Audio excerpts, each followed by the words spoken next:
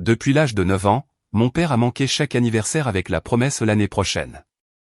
À 30 ans, après 22 promesses non tenues, je lui ai envoyé la liste, j'ai changé de numéro et il a appris mon mariage par sa sœur. La semaine dernière, il a appelé d'un nouveau numéro. J'ai commencé à tenir une liste quand j'avais 9 ans. Pas une liste cool, pas une liste de choses à faire ou quoi que ce soit de dramatique. Juste un cahier de composition, le genre marbré noir et blanc où j'écrivais chaque fois que mon père me promettait quelque chose et ne tenait pas parole. Je ne l'ai pas commencé par colère. Je l'ai commencé parce que je pensais vraiment que je me souvenais mal. Ma mère n'a jamais dit un mot de mal de mon père, ce que j'apprécie maintenant, mais cela me rendait folle quand j'étais enfant parce que cela signifiait que quand il annulait une visite et que j'étais contrarié, personne ne disait « oui, il fait ça ». Maman se taisait et suggérait que nous allions chercher une glace. Gaëtan, mon beau-père, proposait de lancer le ballon, et j'allais à l'étage et je l'écrivais pour savoir que je n'inventais rien. Entrée 1. 14 septembre 2005. Papa a dit qu'il viendrait à ma fête d'anniversaire de mes 10 ans. Annulé le 1er octobre. Il a dit que son voyage d'affaires avait été déplacé à ce week-end-là. Je devrais revenir en arrière. Je m'appelle Marcel. J'ai 30 ans maintenant. Je possède une petite entreprise de plomberie à Dijon, en France. 6 gars, moi y compris. Principalement résidentiel. Je suis marié à une femme nommée Elodie qui est plus intelligente et plus patiente que je ne le mérite. Je conduis un camion payé. Je possède une maison qui est presque payée. Et j'ai un cahier de composition dans mon tiroir de bureau avec 22 entrées couvrant 21 ans. 22 fois. Mon père a promis quelque chose de spécifique et n'est pas venu. Mes parents ont divorcé quand j'avais 7 ans. Mon père, Rémi, a déménagé à Lyon pour le travail. Vente d'équipement, le genre où vous conduisez toujours vers un chantier à 3 départements de distance pour conclure une affaire. Il n'était pas un père absent au sens traditionnel. Il payait la pension alimentaire à temps. Il envoyait des cartes d'anniversaire, généralement dans la même semaine que mon anniversaire réel. Il appelait à Noël, parfois à la Toussaint. Il me disait qu'il m'aimait et il disait, « L'année prochaine, mon petit. L'année prochaine, je me rattraperai. » Je le croyais à chaque fois jusqu'à environ 14 ans. Ensuite, j'ai continué à le croire, mais j'ai commencé à l'écrire. Le truc avec mon père, c'est que ce n'est pas un mauvais gars. Je sais que ça semble étrange étant donné tout ce que je vais vous raconter, mais c'est important. Il n'est pas cruel. Il n'est pas ivrogne. Il ne crie pas. Il est en fait assez charmant. Il raconte de super histoires. Il se souvient des noms des gens. Il paie la première tournée. Si vous rencontriez Rémi Calvet à un barbecue, vous repartiriez en pensant, quel gars solide. C'est en fait tout le problème. Ma mère, Lynn, s'est remariée quand j'avais 14 ans. Gaëtan Rohan, électricien, homme discret, main comme des gants de receveur, regardez Question pour un champion tous les soirs à 19h précises. Il n'a jamais essayé d'être mon père. Il ne m'a jamais demandé de l'appeler autrement que Gaëtan. Mais il est venu à chaque match de baseball, chaque concert scolaire, chaque réunion parents-professeurs. Pas parce que quelqu'un lui avait demandé. Il l'a juste fait.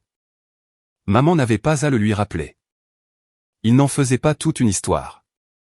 Il était juste là dans les gradins avec un café et quand je levais les yeux, il hochait la tête. Vous savez ce que mon père faisait pour ces mêmes événements? Il appelait la semaine d'avant et disait qu'il allait essayer de venir. Je m'excitais. Je le disais à mes amis. Puis 2 jours avant, je recevais un message, et mon petit, un truc de boulot est survenu. Je ferai le prochain. Promis. Entrée numéro 7. Avril 2011. Papa a dit qu'il viendrait à ma demi-finale de baseball de district. Annulé 2 jours avant. Il a dit qu'un client à Rouen avait besoin d'une installation d'urgence. Entrée numéro 12. Juin 2015. Papa a dit qu'il viendrait à la remise des diplômes. A appelé le matin même et a dit que son vol avait été annulé. J'ai vérifié plus tard. Aucun vol de Lyon à Dijon n'a été annulé ce jour-là. Je ne l'ai pas confronté à ce sujet. Je l'ai juste écrit. Voici ce que personne ne vous dit sur le fait d'avoir un parent comme Rémi. Ce n'est pas une seule grande blessure dramatique. Ce n'est pas comme s'il m'avait frappé ou crié dessus ou dit que je ne valais rien. Ce sont 22 petites coupures que vous cessez de ressentir individuellement, mais qui ne guérissent jamais vraiment parce qu'il y en a toujours une nouvelle qui arrive. Et le pire, c'est que vous ne pouvez même pas être vraiment en colère contre l'une d'elles. Oh, son voyage d'affaires a été déplacé. Ça arrive. Son vol a été annulé. Pas de chance. Il est tombé malade le week-end où il devait venir. Que doit-il faire? Voyager avec la grippe. Chaque excuse est juste assez raisonnable pour que si vous vous en plaignez, vous ayez l'air déraisonnable. Alors, j'ai arrêté de me plaindre. J'ai juste écrit. Je suis entré dans la plomberie grâce à un programme professionnel au lycée. J'ai travaillé pour une entreprise appelée Dupont et Fils pendant 6 ans, j'ai appris le métier, j'ai économisé chaque centime, j'ai obtenu mon diplôme de maître plombier à 25 ans et j'ai créé ma propre entreprise à 27 ans. À 28 ans, j'avais 3 employés et plus de travail que je ne pouvais en gérer. À 29 ans, j'avais 6 gars et une liste d'attente. Mon père a appelé quand j'ai ouvert l'entreprise. C'est mon garçon, a-t-il dit. Je vais monter voir l'atelier. Entrée numéro 22. Mars 2026. Il n'en a plus jamais parlé. J'ai rencontré Elodie quand j'avais 27 ans. Appel d'urgence à son immeuble. Une canalisation cassée dans la buanderie à 23 heures. Elle était la seule locataire à être descendue pour vérifier la situation et elle m'a apporté un café sans que je le demande. Elle est infirmière aux urgences, donc elle comprend les horaires étranges et le fait de se présenter quand les choses sont cassées. Nous nous sommes fiancés l'automne dernier. J'ai fait ma demande à la table de la cuisine un mardi matin parce qu'elle m'avait dit un jour qu'elle pensait que les demandes en public étaient stressantes. Elle a dit oui, a un peu pleuré, puis a demandé si je voulais des œufs brouillés ou au plat. C'est Elodie. Les fiançailles sont le moment où tout a commencé à changer parce que cela a forcé une question que j'évitais depuis 20 ans. Mon père a une sœur, ma tante Danielle, qui vit à Clermont-Ferrand, à environ 1h30 de nous. Danielle est une bonne personne. Elle est restée proche des deux côtés de la famille après le divorce et c'est elle qui a annoncé les fiançailles à mon père parce que je n'allais certainement pas le faire. Une semaine après que Danielle lui ait dit, mon père a appelé. J'ai laissé aller à la messagerie vocale. Marcel, mon petit, Danielle m'a annoncé la grande nouvelle. Je suis si heureux pour toi, mon fils. Je veux être là. Je le veux vraiment. Fais-moi savoir la date et je ferai en sorte que ça marche. Je ne manquerai ça pour rien au monde. Je me suis assis dans mon camion dans l'allée et j'ai écouté ce message vocal 3 fois. Non pas parce que cela m'a ému, mais parce que j'essayais de comprendre pourquoi cela ne me faisait rien. Pas d'espoir, pas de colère, juste la reconnaissance plate d'un schéma que j'avais documenté 22 fois. J'ai montré le message vocal à Elodie ce soir-là. Elle l'a écouté une fois, m'a regardé et a dit, « Qu'est-ce que tu veux faire ?» Je ne sais pas. Est-ce que tu veux qu'il soit là? Je ne sais pas non plus. Elle est restée silencieuse 1 minute. Puis elle a dit, « Où est le cahier ?» Mon bureau. Tu l'as déjà lu en entier? Comme du début à la fin. Je ne l'avais pas fait. J'y avais beaucoup écrit, mais je ne m'étais jamais assis pour parcourir les 22 entrées dans l'ordre. Ce soir-là, après le dîner, je l'ai fait. Cela a pris environ 15 minutes. 22 entrées sur 21 ans. Chacune quelques lignes. Date, promesse, date d'annulation, excuse. Ce qui m'a frappé n'était pas une entrée individuelle. C'était le schéma. Le même cycle exact répété avec des variations mineures pendant 2 décennies. Promesse, excitation, annulation, excuse, silence. Puis des semaines ou des mois plus tard, un appel téléphonique joyeux comme si rien ne s'était passé. 22 fois. J'ai fermé le cahier et je l'ai remis dans le tiroir. Elodie me regardait depuis l'embrasure de la porte. « Tu vas bien ?» a-t-elle demandé. « Je vais bien. »« Tu ne vas pas bien. »« Non, ai-je dit. »« Je ne vais pas bien. » C'est laquelle a dit quelque chose qui a tout changé, même si je ne l'ai pas réalisé à ce moment-là. Elle a dit, « Tu portes ce cahier depuis 21 ans, Marcel. À un moment donné, tu dois décider si c'est une preuve ou un journal. » Je ne savais pas ce qu'elle voulait dire. Pas encore. Mais le week-end suivant, j'étais chez tante Danielle pour le dîner du dimanche, et elle a sorti son téléphone pour me montrer des photos de son club de jardinage, et j'ai jeté un coup d'œil à son fil Facebook. Et là, 3 publications plus bas, il y avait un commentaire de mon père sur l'une des photos de Daniel d'il y a 2 Noël. Le commentaire disait « Je viens de raccrocher avec mon garçon. Si fier de lui et de tout ce qu'il construit là-bas. » J'ai regardé ça parce que je me souvenais de ce Noël. Mon père n'avait pas appelé. J'avais attendu toute la journée, puis j'avais pris la note dans le cahier ce soir-là. Entrée numéro 20, décembre 2025. Il a dit à tout le monde qu'il m'avait appelé. Il l'a publié publiquement et ça n'est jamais arrivé. J'ai fait défiler la page de Daniel, faisant en partie quelque chose que je ne pouvais pas nommer, et j'ai commencé à en trouver d'autres. J'ai passé les 2 heures suivantes assis dans la salle de bain d'amis de tante Daniel, faisant défiler sa page Facebook sur mon téléphone, recoupant les commentaires avec les entrées du cahier que j'avais mémorisé par cœur. J'en ai trouvé 7 commentaires ou publications publiques de mon père qui contredisaient directement la réalité, pas des trucs vagues comme « j'aime mon fils », mais des affirmations spécifiques et vérifiables. Je monte voir Marcel ce week-end. Un week-end où il n'est jamais venu. J'ai eu le meilleur appel avec mon gamin aujourd'hui. Je ne pourrais pas être plus fier. Un jour où mon téléphone ne montre aucun appel entrant de son numéro. Marcel grandit si vite. Je l'ai vu le mois dernier pendant une période où je ne l'avais pas vu depuis plus d'1 an. Il ne faisait pas que ne pas se présenter. Il construisait une version alternative de notre relation pour la consommation publique. Pour ses amis, ses collègues, sa sœur, il était un père à distance qui restait impliqué, qui appelait régulièrement, qui rendait visite quand il le pouvait. Un gars qui faisait de son mieux dans une situation difficile. Et rien de tout cela n'était réel.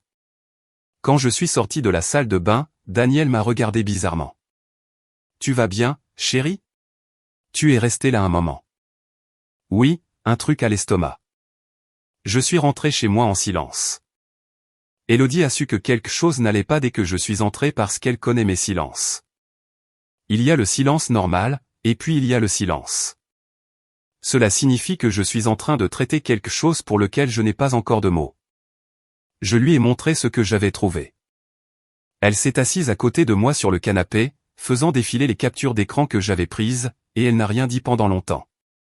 Puis elle a dit, il n'est pas seulement absent. Il a construit toute une histoire. Oui, depuis au moins 20 ans, Marcel. Elle a posé le téléphone.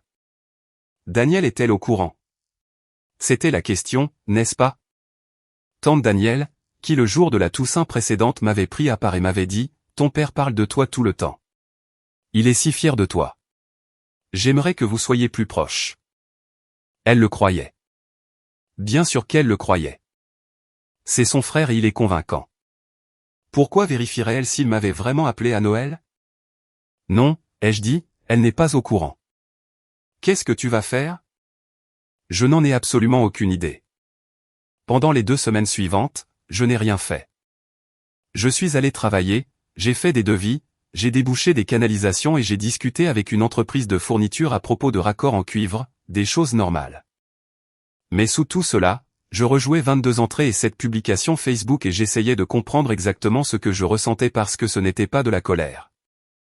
La colère aurait été plus simple. Mon père a appelé 2 fois pendant ces 2 semaines. Je n'ai pas répondu à chaque fois. Il a laissé un message vocal court et joyeux. Et mon petit, juste pour prendre des nouvelles. Fais-moi part des détails du mariage. Je veux réserver mon vol tôt pour ne pas rencontrer de problème. Réserver son vol tôt. J'ai failli rire. Puis, environ 3 semaines après la découverte de la salle de bain, Élodie est rentrée d'un quart de travail et a dit, j'ai rencontré Daniel à l'épicerie. D'accord. Elle a dit, ton père lui a dit qu'il prévoyait de faire un discours au mariage. J'ai posé ma fourchette. Il a dit quoi? Un discours? Apparemment, il y a travaillé. Daniel a dit qu'il l'avait appelé, excité à ce sujet. Restez avec moi ici car j'ai besoin que vous compreniez quelque chose. Mon père n'avait pas été invité au mariage. On ne lui avait pas donné de date, de lieu, d'heure ou de rôle. Il avait laissé un message vocal disant qu'il voulait être là, et je n'avais pas répondu. C'était l'intégralité de notre communication concernant le mariage. Et il racontait aux gens qu'il allait faire un discours. Danielle a-t-elle semblé surprise que je ne lui en ai pas parlé? J'ai demandé. Elle a semblé supposer que vous en aviez parlé. Nous n'avons pas parlé depuis 3 semaines. Je n'ai pas répondu à ses appels. Élodie s'est assise en face de moi. Il le refait, n'est-ce pas? Il raconte l'histoire avant qu'elle n'arrive. C'est exactement ce qu'il faisait. Promettre la chose. Dire à tout le monde que tu vas faire la chose. Et quand tu ne fais pas la chose, l'histoire a déjà été racontée tant de fois que le non-événement passe presque inaperçu. Il jouait ce jeu depuis 22 ans. J'ai repoussé mon assiette. Je dois gérer ça. Je sais. Je ne veux pas juste l'appeler et discuter. Il est trop bon pour ça. Il aura une explication pour tout et je raccrocherai en ayant l'impression d'être celui qui est déraisonnable. Alors, qu'est-ce que tu veux? J'ai pensé au cahier. 22 entrées, dates, promesses, annulations, excuses, toutes écrites de ma main, devenant plus grande et plus soignée à mesure que je grandissais de 9 à 30 ans. Dans les captures d'écran, 7 cas où il créait une relation qui n'existait pas. Des preuves, ai-je dit. Élodie, tu m'as demandé si le cahier était une preuve ou un journal. C'est une preuve. Je ne veux pas discuter avec lui. Je veux lui mettre les faits sous les yeux et le laisser parler de lui-même. Et puis rien. Au cours des jours suivants, l'idée a pris forme. Un paquet, le cahier lui-même, chaque page avec chaque entrée, et une feuille imprimée des captures d'écran Facebook avec les dates et les horodatages. Pas de lettres, pas d'explications, juste le dossier. Et puis j'ai changé mon numéro. Je sais que cela semble extrême, mais voici ma pensée. Pendant 22 ans, mon père avait contrôlé le récit. Si je l'appelais, il charmerait. Il expliquerait. Il me ferait douter de ce que je savais être vrai. Le cahier et les captures d'écran ne pouvaient pas être charmés. C'étaient des dates et des faits dans ses propres mots. Et changer le numéro n'était pas une punition. Il s'agissait de supprimer le mécanisme. Plus de messages vocaux que j'écouterais 3 fois en essayant de ressentir quelque chose. Je n'avais pas encore réglé la question du mariage. Savoir s'il fallait l'inviter, s'il fallait lui dire directement qu'il n'était pas le bienvenu, ou si on devait simplement laisser le paquet parler. Mais je me rapprochais de quelque chose pour la première fois en 20 ans. Une chose me tracassait cependant. Gaëtan, mon beau-père, était dans ma vie depuis 16 ans. Il avait contresigné mon premier bail de fourgonnette de travail. Il m'avait aidé à couler la dalle en béton pour mon atelier. Il n'a jamais demandé de reconnaissance, et il n'a jamais parlé de mon père sauf si je le faisais en premier. Notre mariage était une petite cérémonie informelle dans le jardin, peut-être 40 personnes. Élodie avait évoqué l'idée que Gaëtan fasse une lecture. Rien d'extraordinaire, juste quelque chose pour lui donner un rôle qui reconnaisse ce qu'il avait été sans en faire toute une histoire. J'avais dit que j'y penserais car même à 30 ans, une partie de moi sentait que donner ce rôle à Gaëtan, c'était admettre à voix haute que mon vrai père avait échoué. Savoir quelque chose dans ses tripes et le dire devant 40 personnes sont des choses différentes. J'étais à l'atelier de Gaëtan un soir, l'aidant à organiser ses boîtes de panneaux, quand il a dit quelque chose qui a tout balayé.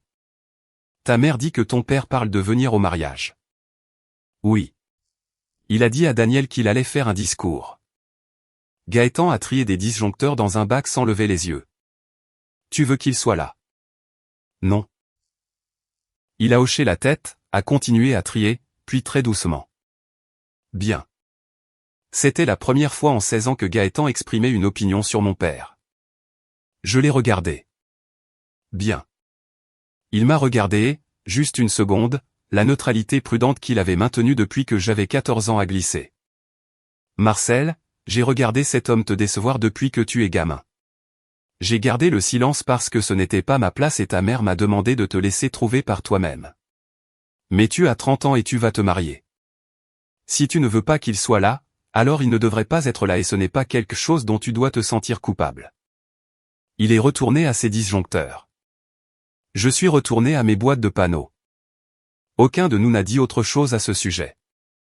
Mais cette nuit-là, quand Élodie m'a posé des questions sur la lecture du mariage, j'ai dit, demande à Gaëtan. Elle a souri. Déjà fait.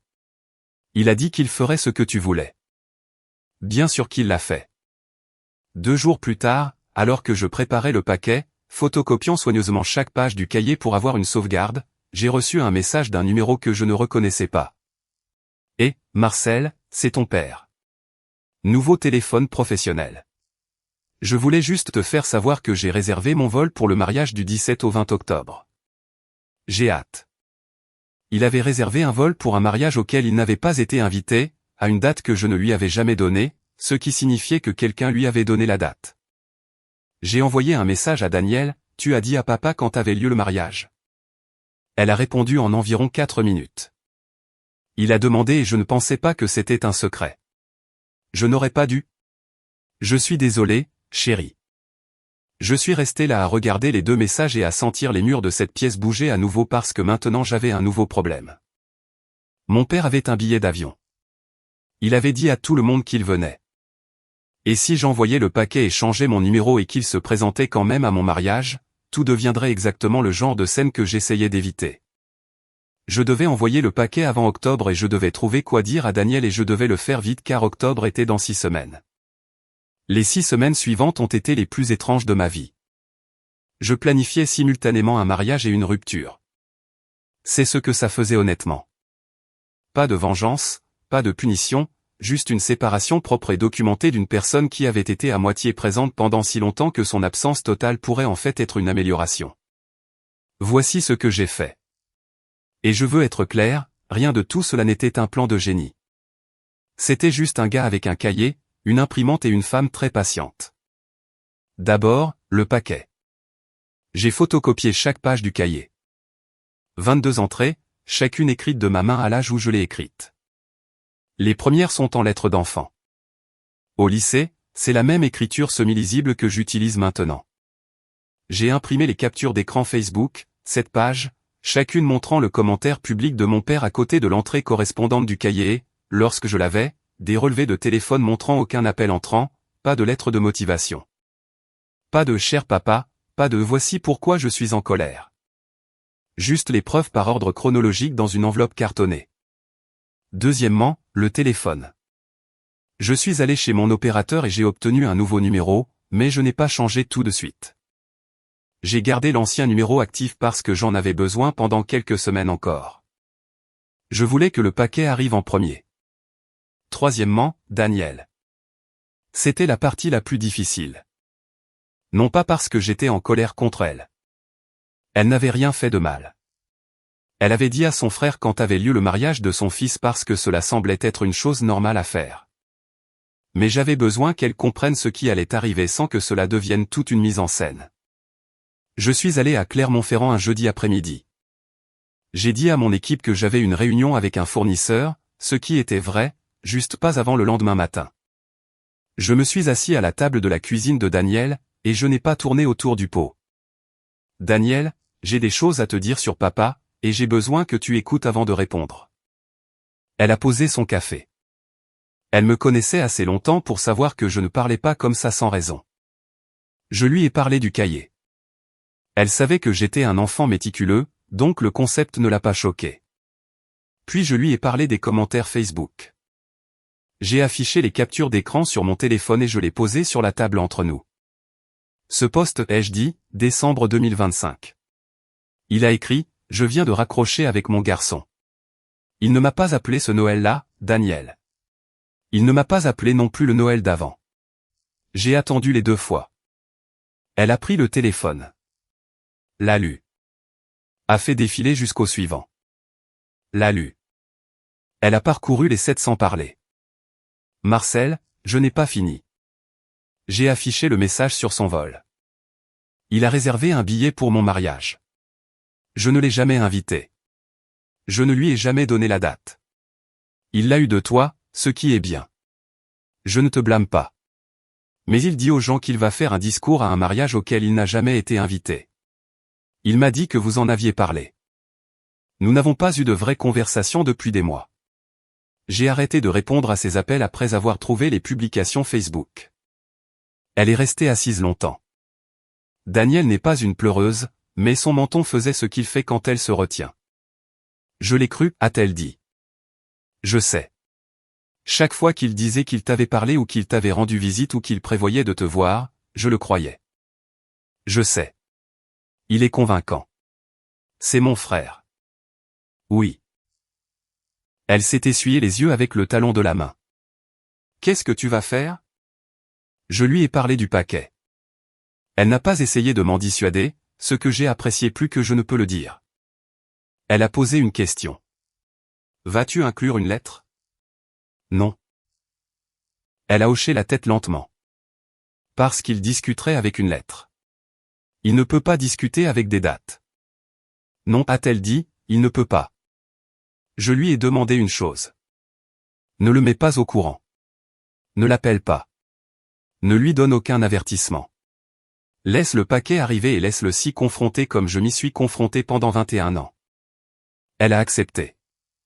Puis elle a dit quelque chose à quoi je ne m'attendais pas. Marcel, j'ai besoin de te demander quelque chose et je veux que tu répondes honnêtement. D'accord. Tu veux que je sois au mariage? Parce que je comprendrais si tu ne voulais pas. Je suis sa sœur. J'ai fait partie du mécanisme même si je ne le savais pas.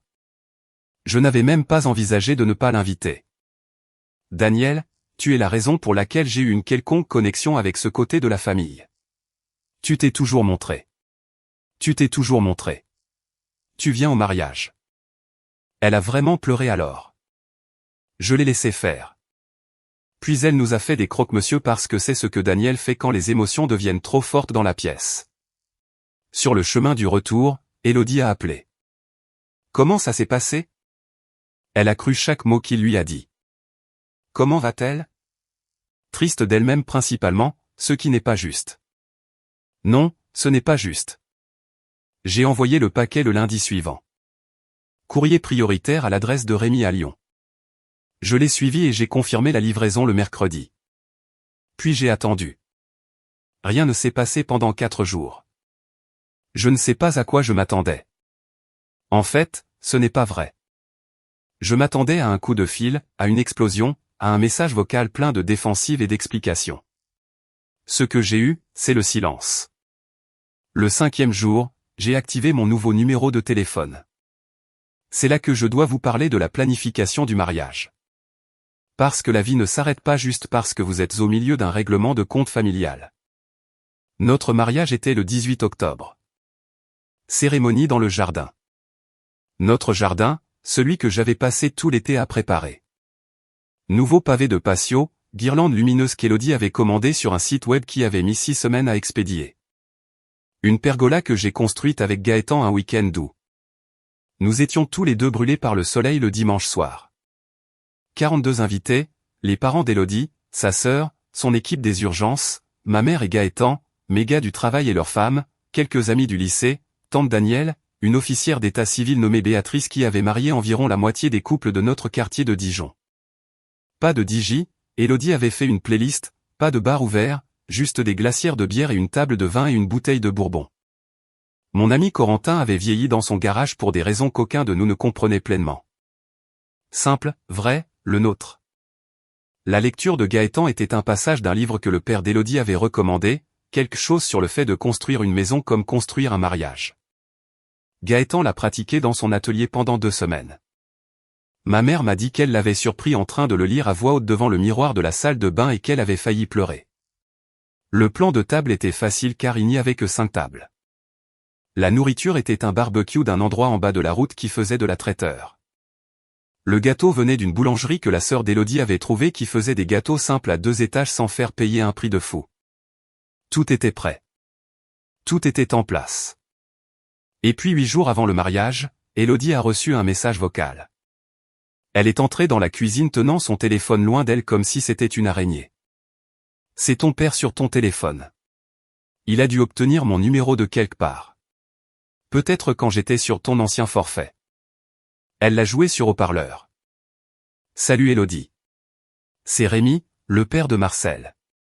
J'ai reçu quelque chose par la poste de Marcel et j'ai essayé de le joindre, mais son numéro ne fonctionne pas. Je veux juste lui parler.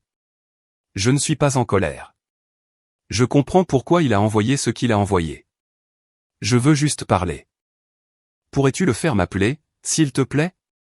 J'aimerais vraiment parler à mon fils. Sa voix a craqué sur le mot fils. Pas de façon dramatique, juste assez. Élodie m'a regardé. J'ai regardé la table. Il a dit qu'il n'était pas en colère. Elle a dit, il n'est pas en colère parce que la colère est une position avec laquelle on peut discuter. Il vise la tristesse parce que la tristesse fait de moi le méchant. Est-ce ce que tu penses vraiment ou est-ce ce que tu as besoin de penser en ce moment? Je n'ai pas répondu parce que je ne savais pas. Et c'est la vérité honnête. Après 22 entrées et cette capture d'écran et une vie d'excuses raisonnables, je ne pouvais vraiment pas dire si la voix craquante de mon père était de vrais remords ou juste une meilleure performance. Je ne l'appelle pas. J'ai dit. D'accord, le mariage est dans 8 jours. Je ne peux pas faire ça maintenant. Je sais. S'il se présente, il ne le fera pas. Il a un billet d'avion. Élodie, elle a pris ma main. Daniel sait. Ta mère sait. Gaëtan sait. Si Rémi Calvet se présente à notre mariage, il trouvera 42 personnes qui savent exactement qui il est. Il ne se présentera pas. Je voulais le croire. Je le croyais surtout. Mais il y avait une petite partie stupide de moi à 9 ans qui pensait, et si c'était la seule fois où il tenait vraiment sa promesse? Et la partie encore pire, la partie que je ne dirai jamais à personne sauf à toi et Élodie, c'est que je ne savais pas si cette pensée m'effrayait ou me donnait de l'espoir. La semaine précédant le mariage, je n'ai pas bien dormi. Non pas à cause des décorations ou des plans de table ou de tout le stress normal du mariage, mais parce qu'à chaque fois que mon téléphone vibrait, une partie de mon cerveau de lézard vérifiait si un indicatif régional de Lyon avait trouvé mon nouveau numéro. Ce n'était pas le cas, mais cela ne m'a pas empêché de vérifier.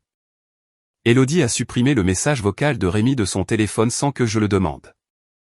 Elle a également, sans me le dire, appelé son opérateur téléphonique et bloqué son numéro.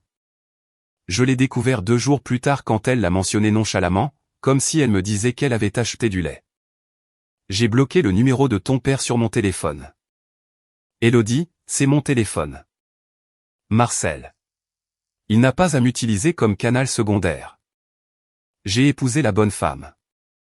Je sais que certains d'entre vous l'ont déjà compris, mais je veux le dire clairement. La dernière semaine est passée vite. J'ai posé la dernière rangée de pavés sur le patio le lundi. La sœur d'Élodie et 2 de ses amis des urgences sont venus le mercredi pour accrocher les guirlandes lumineuses et installer les tables. Le jeudi, j'ai récupéré la commande de barbecue et Gaëtan et moi avons fait un test de son sur le système de haut-parleurs portable, ce qui impliquait surtout Gaëtan disant test d'un ton monotone d'électricien pendant que j'essayais de ne pas rire. Le vendredi soir, la veille du mariage, ma mère est venue avec un plat de son gratin de pâtes parce que la réponse de Lynn Calvet à chaque événement émotionnel de l'histoire humaine est le gratin de pâtes. Elle l'a posé sur le comptoir, a serré Élodie dans ses bras, puis m'a tiré dans le garage où les chaises pliantes étaient empilées. J'ai quelque chose à te dire, a-t-elle dit. D'accord. Daniel m'a appelé ce matin. Elle a dit que Rémi l'avait appelé hier soir. Il voulait savoir si le mariage avait toujours lieu. Qu'est-ce que Daniel a dit? Elle lui a dit, oui, il a toujours lieu. Elle ne lui a rien dit d'autre. Est-ce qu'il a dit s'il venait toujours? Ma mère m'a regardé avec l'expression qu'elle prend quand elle est sur le point d'être honnête d'une manière qui va lui coûter quelque chose. Il a dit à Daniel qu'il prévoyait toujours de venir. Il a dit qu'il avait le droit de voir son fils se marier. Je me suis appuyé contre mon camion. D'accord. C'est ce qu'il a dit. Il a le droit d'assister à un événement privé chez moi qu'il n'a pas été invité. Marcel, je sais. Après tout ce qu'il a vu dans ce paquet, après 22 entrées, après les captures d'écran, sa réponse est qu'il a un droit. Maman a posé sa main sur mon bras. J'ai gardé le silence sur ton père pendant 23 ans. Je me suis promis que je ne serai jamais cette ex-femme qui empoisonne son enfant contre son père, mais tu es un homme adulte qui se marie demain. Alors je vais le dire une seule fois. Elle a pris une respiration. Ton père n'est pas un homme mauvais, mais c'est un homme qui a passé toute sa vie à croire que l'intention est la même que l'action. Il avait l'intention de venir à ton anniversaire. Alors dans son esprit, il est venu. Il avait l'intention de t'appeler à Noël. Alors dans son esprit, il a appelé. Il a dit aux gens qu'il t'avait parlé parce que dans sa tête, il était toujours sur le point de le faire. Le paquet que tu lui as envoyé ne lui a pas montré la vérité, Marcel. Il lui a montré l'écart entre qui il pense être et qui il est réellement. Et certaines personnes ne peuvent pas survivre à cet écart. Alors quoi? Je suis censé le plaindre? Non, tu es censé comprendre qu'il ne va pas voir ce paquet et devenir soudainement le père dont tu avais besoin. Il va le voir et trouver un moyen de se faire passer pour la victime. Ce n'est pas de la cruauté. C'est juste ce qu'il est. Elle a tapoté mon bras. Maintenant, viens manger du gratin de pâtes avant qu'il ne refroidisse. Tu te maries demain. J'ai mangé le gratin de pâtes. C'était bon. Le gratin de pâtes de maman est toujours bon. Cette nuit-là, après que tout le monde soit parti et qu'Élodie dormait, je me suis assis sur le patio dans une chaise de jardin sous les guirlandes lumineuses et j'ai appelé tante Danielle. Il vient vraiment? J'ai demandé. Je crois que oui, chérie. Il avait l'air déterminé. Daniel, je ne veux pas de scène à mon mariage. Je sais. S'il se présente, j'ai besoin que tu gères ça. Peux-tu faire ça? Longue pause. Tu veux que je renvoie mon frère à la porte?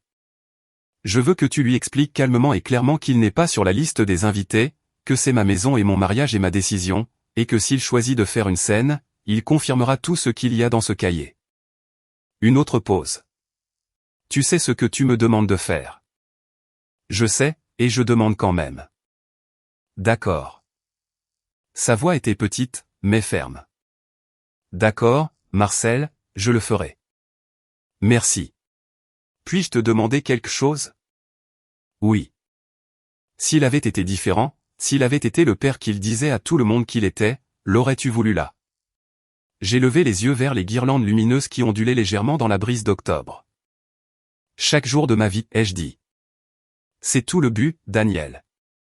Elle pleurait quand elle a raccroché. Moi aussi. Mais je ne te le dirai jamais si ce n'était pas anonyme.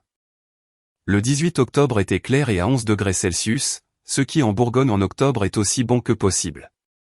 Élodie portait une robe qu'elle avait trouvée dans une friperie à Strasbourg. Couleur crème, simple, pas de traîne parce qu'elle a dit qu'elle ne se faisait pas confiance pour ne pas trébucher dessus.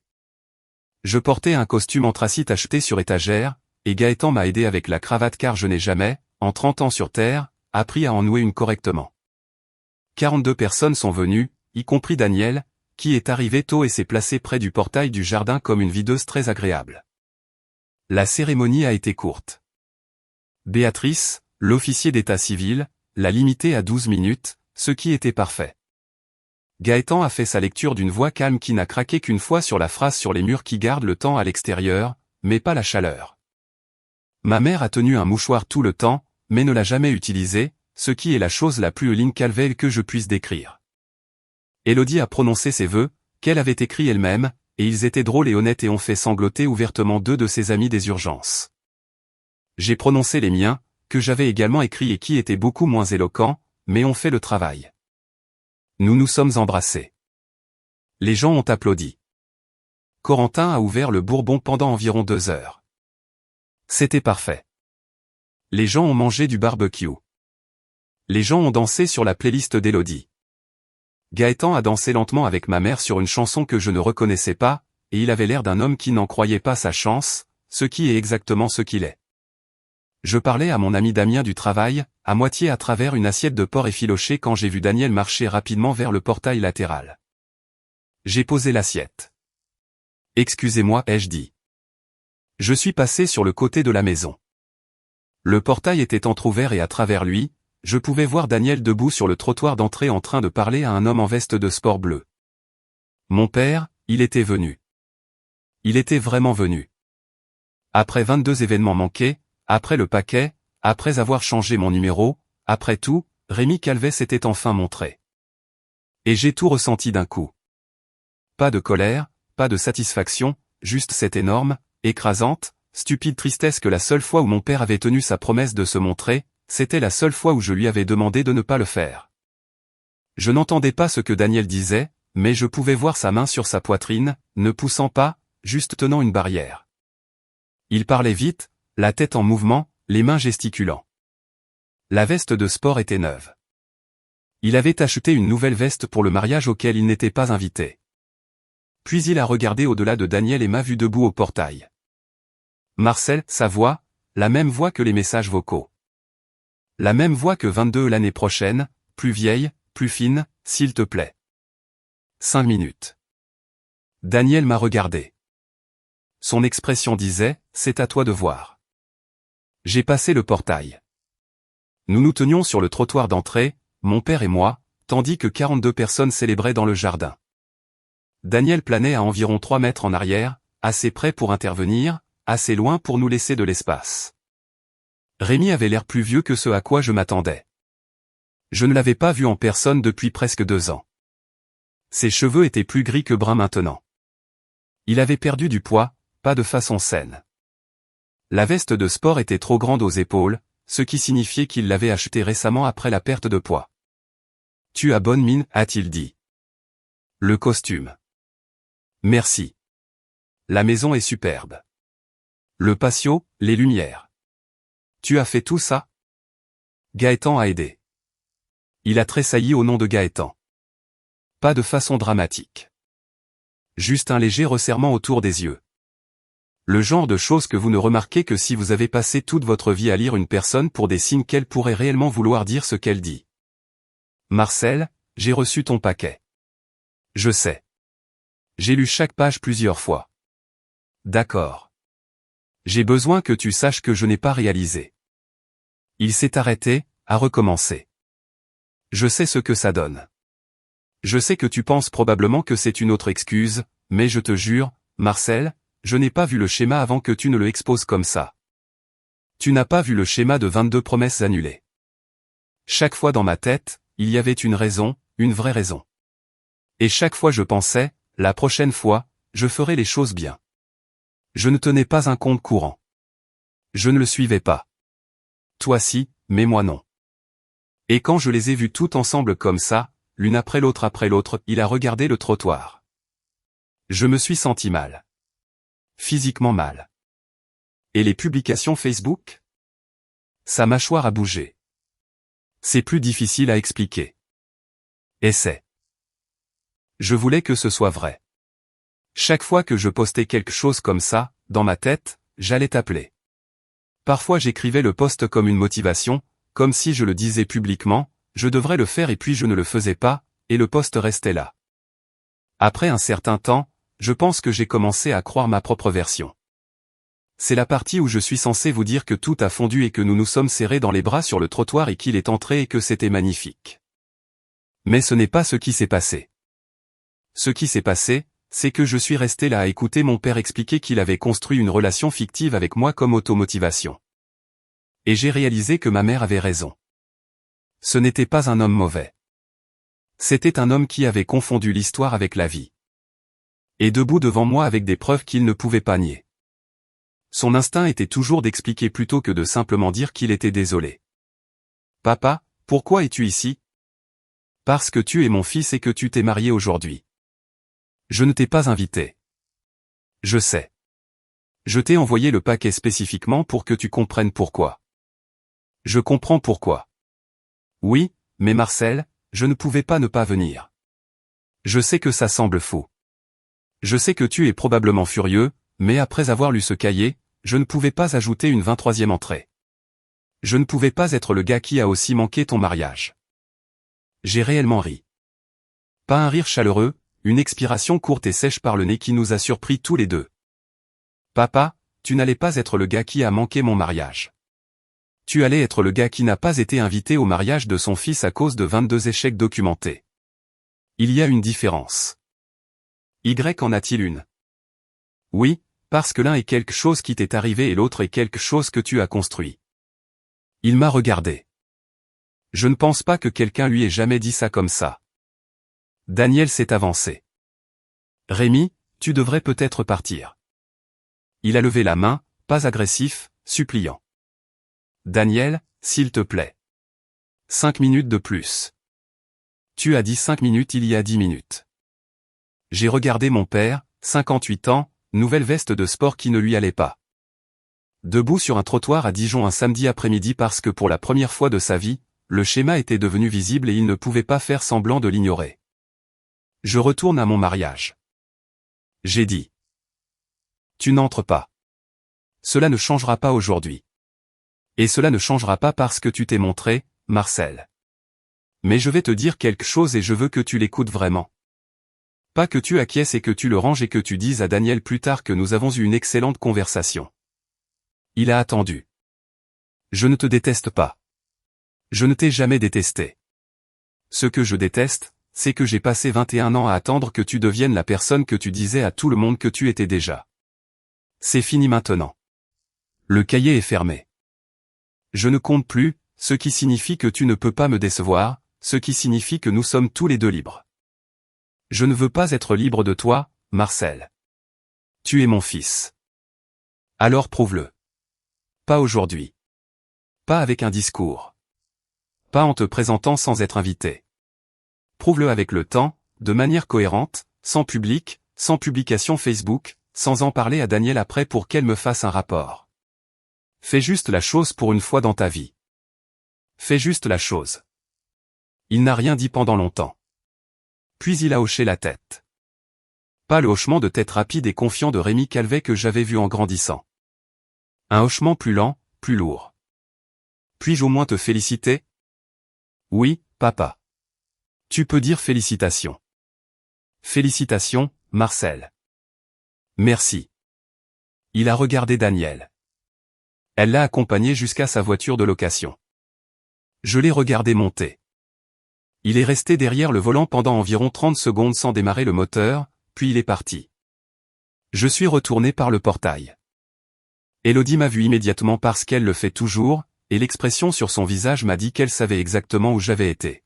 « Tu vas bien ?» a-t-elle murmuré de l'autre côté du patio. J'ai hoché la tête. Elle a hoché la tête en retour. Puis elle a monté la musique et a tiré sa sœur sur la piste de danse improvisée. Et le mariage a continué. Nous avons dansé. Nous avons mangé du gâteau. Le bourbon de Corentin s'est avéré spectaculaire, ce qui a choqué tout le monde, y compris Corentin. Gaëtan a attrapé le bouquet par accident parce que la sœur d'Élodie l'a lancé sauvagement et il l'a frappé à la poitrine. Il a eu l'air si déconcerté que toute la fête a applaudi. C'était un bon mariage. C'était notre mariage. C'était il y a 4 mois. Élodie a été promue infirmière en chef. J'ai décroché un contrat avec une société de gestion immobilière qui occupera mes gars jusqu'au printemps prochain. La maison est chaude, le camion roule, et je dors bien la plupart des nuits. Gaëtan a encadré une photo du mariage, lui lisant, Élodie et moi en arrière-plan, et l'a accrochée dans son atelier à côté de ses certifications de panneaux électriques. Maman a fait semblant de ne pas le remarquer, mais je l'ai vu toucher le cadre quand elle pensait que personne ne regardait. Tante Danielle est allée à Lyon 2 semaines après le mariage et a eu une longue conversation avec Rémi. Elle m'a dit la teneur de celle-ci, pas les détails. Elle a dit qu'elle lui avait dit qu'elle l'aimait, mais qu'elle n'allait plus porter sa version des événements. Il a écouté, ce qui était nouveau. Mon père, eh bien, c'est la dernière pièce, et c'est la raison pour laquelle j'écris ceci. La semaine dernière, j'ai reçu un appel téléphonique d'un numéro que je ne reconnaissais pas. J'ai failli le laisser aller à la messagerie vocale, mais quelque chose m'a fait répondre. Et, mon petit. C'est papa. J'ai aussi un nouveau numéro. Daniel ne m'a pas donné le tien. Je l'ai eu sur le site web de ton entreprise. Il avait raison. Mon numéro de travail est sur le site web. Je n'y avais jamais pensé. Je n'appelle pas pour faire un discours ou promettre quoi que ce soit. Je voulais juste te dire que je me suis inscrit à une thérapie. J'ai commencé il y a 2 semaines. Daniel m'a poussé, mais je suis content de l'avoir fait. Je n'ai rien dit. Je n'appelle pas pour te demander de me pardonner. Je n'appelle pas pour te dire que j'ai changé parce que ça fait 4 mois, et ce serait une chose stupide à dire. J'appelle juste pour dire que j'y travaille et je voulais que tu l'entendes de ma part et non de Daniel. Je suis resté dans mon camion un moment après cet appel. Garé dans mon allée, moteur coupé, regardant les guirlandes lumineuses sur le patio ondulé dans le vent de novembre. Je ne sais pas si mon père va tenir sa promesse. J'ai appris à ne pas faire de prédictions à ce sujet. Son bilan parle de lui-même, littéralement dans un cahier de composition qui se trouve maintenant dans un tiroir à Lyon au lieu d'un tiroir à Dijon. Mais voici ce que je sais. Pour la première fois en 22 entrées, mon père ne m'a rien promis. Il n'a pas dit l'année prochaine. Il n'a pas dit je me rattraperai. Il m'a juste dit ce qu'il faisait et l'a laissé là sans l'emballer dans une garantie. Ce n'est pas une rédemption. Ce n'est pas un pardon. C'est à peine un début. Mais c'est la première entrée qui n'aurait eu aucune excuse à côté. Et pour un gars qui compte depuis qu'il a 9 ans, ça signifie quelque chose. Le cahier est fermé. Je n'y ajoute rien. Quoi que mon père fasse ou ne fasse pas à partir de maintenant, c'est à lui de le porter. J'ai une entreprise à gérer, une femme qui me rend meilleur chaque jour, un beau-père qui m'a appris à quoi ressemble le fait de se montrer réellement, et un patio qui a besoin d'être reteinté avant le printemps. Je pense que tout ira bien.